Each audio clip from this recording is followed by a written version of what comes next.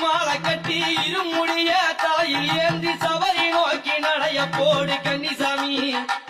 அங்கே சாஸ்தாவின் அருள் கிடைக்கும் கன்னிசாமி துளசிமணி மாலை கட்டி இருமுடிய தலையில் ஏந்தி சபரி நோக்கி நடைய போடு கன்னிசாமி அங்கே சாஸ்தாவின் அருள் கிடைக்கும் கன்னிசாமி எரிமேலி பேட்ட துள்ளி கரிமலையில் நடக்கும் போது ஐயப்பா